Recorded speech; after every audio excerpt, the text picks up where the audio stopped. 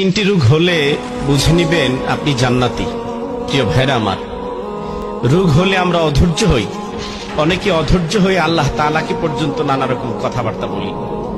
আল্লাহকে বলে আমাকেই দেখে, আর কোনো মানুষকে দেখে না, রোগ দেওয়ার জন্য আমাকেই পেয়েছেন, আর কোনো মানুষ পাননি। নানা রকম কথা আমরা অধৈর্য হয়ে বলে ফেলি, অথচ এটা বলা উচিত নয়।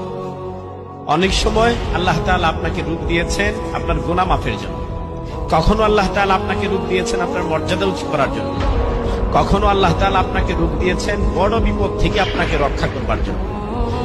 আমি ভাবছি যে আল্লাহ তাআলা আমাকে কষ্টে ফেলেছেন, আমার প্রতি অসন্তুষ্ট না, বরঞ্চ হাদিস রিসার্চ করলে পাওয়া যায় আল্লাহ তাআলা এমন কিছু রোগ বান্দাকে দিয়ে থাকেন যার বিনিময় হিসেবে আল্লাহ তাআলা তাকে জান্নাত দান করেন।